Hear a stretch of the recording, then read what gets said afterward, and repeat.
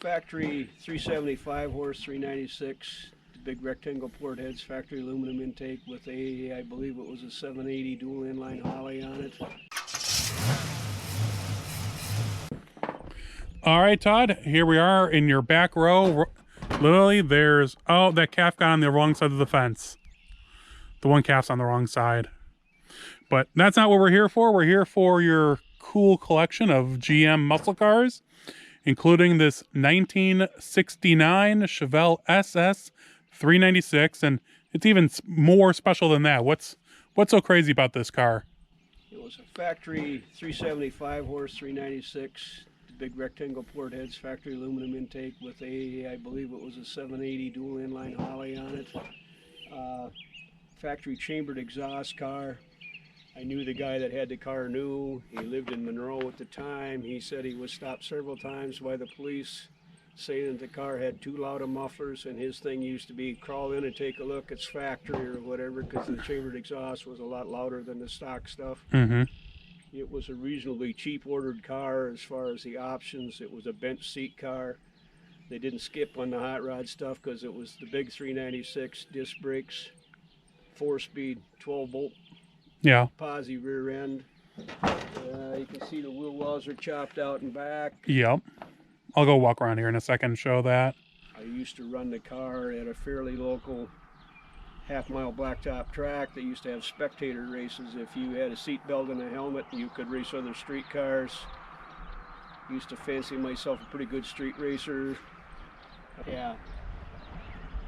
Do not do as I do. The rules are a lot stricter nowadays. Yeah. But so you took this to, but that was a sanctioned race. That was like an actual race. Oh yeah. Week after week.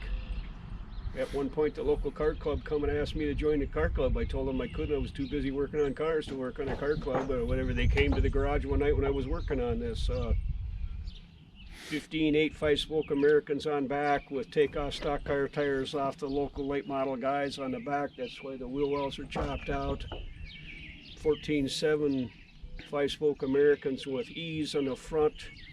To get a Walker 2-ton floor jack underneath the front cross member, you had to pick up on the front bumper because it was only 3.5, 4 inches off the ground. Oh, jeez. Not only was it reasonably fast with a 375 horse motor with headers with what was left of the chambered exhaust, the way I had it set up, 4 brand new Monroe load levelers, which was the best shock you could buy at the time. It actually handled reasonably good, or by 60s era standards. Yeah, by that standard, hey, that's good. I told a guy recently that his older brother had a 440 Superbird. My brother had a 440 GTX 4-speed with a high geared rear end, and yeah, you clowns, all you ever wanted to do was go in a straight line. Nobody wanted no part of my Chevelle in corners and hills or whatever, because I would have ran away with them. That's funny. I've had a couple of Corvettes. 74 5s. I recently sold my 75 Roadster. People said to me, "Oh, I bet you wish they had that when it was new." I said, I used to headhunt those peoples with those C3 Corvettes with the 180 horse 350s in them or whatever. Yeah. I could run circles around one of those clowns. So it was fast, probably the fastest car I ever had, and I've had some fast cars or whatever. Yeah, you've had a few from what we've seen so far. Well, I like stuff. Yeah, no, I can see that you like a few cars, just a few. But so this was probably the fastest one you had. That's really neat. And it's cool that's protected back here in your farm or the farmland. I got into a little street race with a guy one night. Another brother of the guy that had the Superbird, red 7440 GTX. I passed him going out of town. He passed me back. We went over the top of the hill and going through the steel overhead bridge on the other side. I passed him back right through the middle of the bridge. He worked at the place next to where I worked. He comes over a day or so later. How fast were you going the other night? I have no idea. The Chevelle speedometer only goes to 120. I said, 58, 104, thinking I shouldn't go 6 with, it was already had come apart once, and it was a home garage built 396 with all of the big parts still on it. Mm-hmm, mm-hmm. He goes, well, when you went by me right in the middle of that bridge, he said, my speedometer, of course, Chrysler speedometers, they go a lot higher. He said, I was going 135 when you went by me. He said, you had to have been going 140, 45 miles an hour. I just told him 5,804, thinking about being at the roost before you could get there. And I did, because we had another 4 or 5 miles to go, and he never closed on me after I got by him. So that's again, awesome. It was by regular car speedometers. Yeah, according to his, he's thinking I was going 145 miles an hour. Yeah, that's Bring crazy. on that Superbird. I wasn't scared of him neither. Yeah, yeah. And so is the engine still in this, or The engine. or is it one of the ones that was in your storage building? The engine, by that time, didn't have the original block. I still Oh, had okay. the big heads, the intake, and the carburetor. It does have a 396 out of another 69 4-speed Chevelle that's in it. It's a 3 1/4 horse motor. Okay, So, that's still cool. Let me just go walk by real at one quick. time, I had 3 SS 396 4-speed Chevelles. Oh, 2 of them ran, and one didn't have a motor in it. But Okay. the motor came out of a car that'd be nice to have today. It was gold with a black top, full tint Ooh. glass, rear window defrost, That is sharp. sport steering wheel. It was kind of an optioned up car or whatever, but it was caved in. One quarter panel was caved Ooh. in, so back then, junk, pull the motor. And Yeah, that's true. And yeah, I mean, you did what you had to do. I mean, that back then, that's what you did. See the custom fared front rear quarters. And then,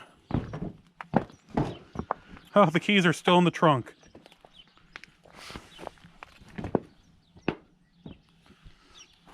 Oh. Ugh. parts out of other. Oh, wow. Whoa, this thing's weirding out. Big black Chevelle exhaust manifolds, Yeah, there we go. big rear sway bar, Oh, yeah. Just a few spare parts. factory big black pulleys. That's cool. I mean, like I said, everything's available for these now, so it's not like it's a lost cause. Just time and money. And then these are the Camaros we talked about earlier. And then over there is one of the last cars in the group. And then we're going to actually document. It was really neat to see this 69 Chevelle SS 396 car sitting in the way back, especially since there was that 68 all the way up near the front that was in similar condition. But the history that Todd had with the 69 was really neat to learn about, especially since, for the most part, it's as he raced it with the flared fenders and all that. And I actually went back here to Todd's property just a few weeks ago after the Dubuque Mopar show and got to hang out with him a little bit more, which was really neat, and got to follow up with a few more pictures like these at sunset of his property, which was quite beautiful, being in the country and out of the way. Nothing quite like it. Hey everyone, hope you enjoyed the video. I actually recorded this twice. I forgot which order the videos were going to come out in, and I recorded the Nova outro before the Chevelle one, and the Chevelle was first, which was a really cool Chevelle. And I am looking into which of the two it is, because there's a big difference. At least we know it's not the low horsepower 325 version, which is really cool still. I'll update you guys on social media with what happens. I hope you think it's a cool car. Definitely is that the owner kept it all these years, and it doesn't actually look that bad. A little crusty, but not too bad. But I will be on my way to Mo Party as of tomorrow morning at 8 a.m. I hope to see people there. And because this is coming out after it, I can show you the little bit of a surprise that Holly was kind enough to share with me. Let's see if I can get this changed around.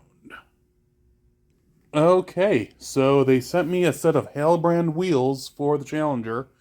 And I'll get into more documentation here in a future video on the car, because it's about to hit 250,000 miles on this trip. Also been working on a few of these 71 Challenger pieces. But here it is. The new rims on my Challenger.